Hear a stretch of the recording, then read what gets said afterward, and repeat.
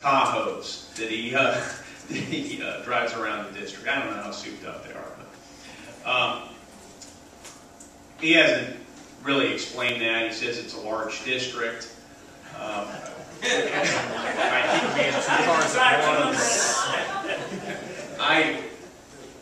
It's so important. I alluded to trust earlier and the importance of all of you trusting your members of Congress, trusting that you have their best interests at heart, that you're in office to serve them and not serve your own interests. And so I pledge to you I will work very hard in that regard. Yes, sir. Well, one thing, we hope you're going to Washington.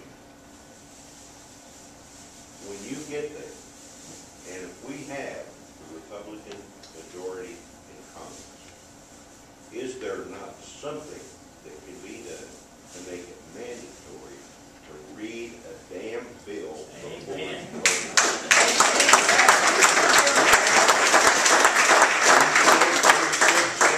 2-hour waiting period, and then report to somebody that you read it.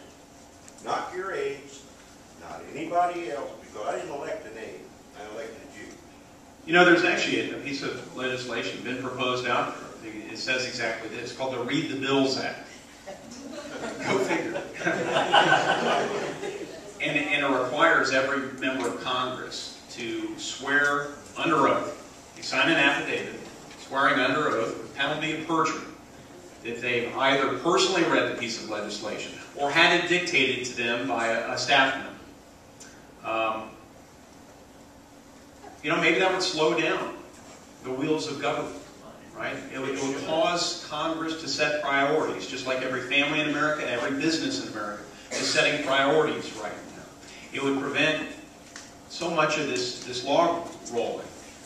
It would make the process a lot more transparent as the size of the legislation gets a lot smaller. I guarantee that if a member of Congress had to read every piece of a bill, then they'd go from 10,000 pages down to 500 pages in a split second. You'd have fewer earmarks slipped in the later pages. There would be a whole lot of benefits to that sort of thing. So I will be a proponent of ensuring that there is, as you have said, sir, sufficient time to read the legislation. I know there are a whole lot of important things that our Congress is grappling with, and some of them do require a number of pages. But if we can make the process more transparent, slow things down, be more deliberative. Government telling me that they have to pass this so we can find out what's in it. That is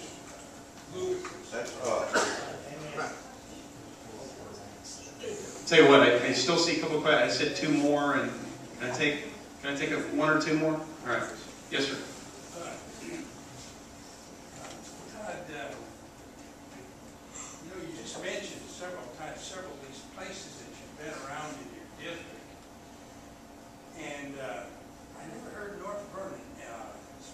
Speaking of North Vernon, am I mistaken? Have you been to North Vernon? Yeah, I've been to North Vernon several times, actually. I missed you, and I'll guarantee you, your opponent's been there shaking hands and walking up down the street a lot. Party chair of North Vernon right here. He was there 2 weeks ago at our grand opening. Why didn't you tell me?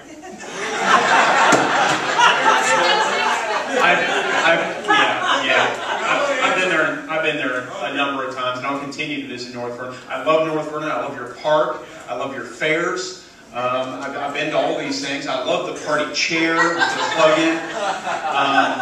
I love the Chinese restaurant behind the McDonald's, and I've been to the Subway 5 or 6 times.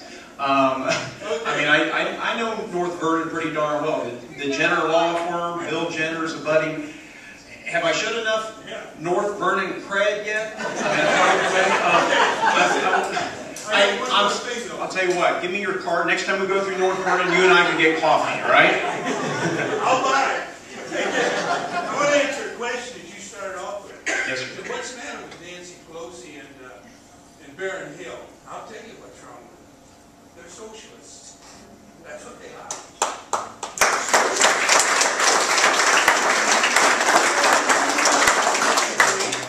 Socialism doesn't work.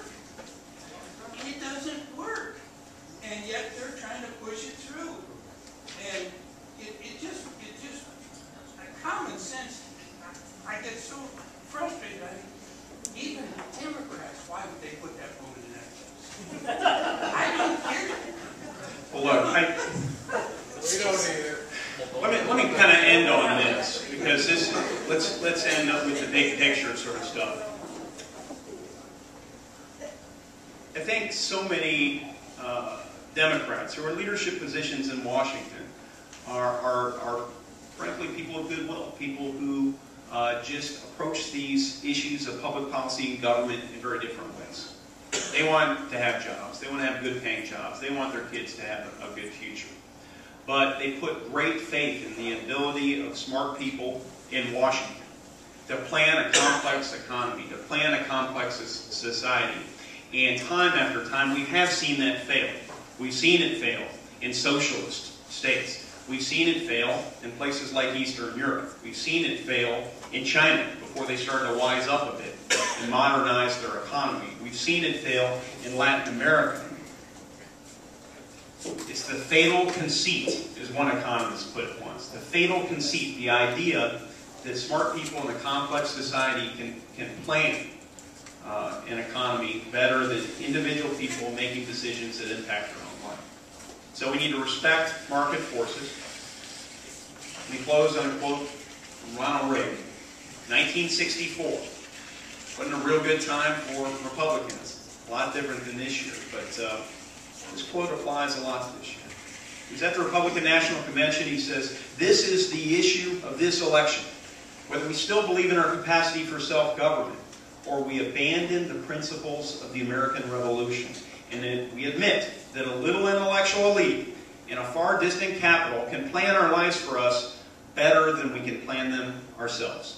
But ladies and gentlemen, Barron Hill, Nancy Pelosi, and Barack Obama cannot plan our lives for us better than we can plan them ourselves. That's what's at stake this election.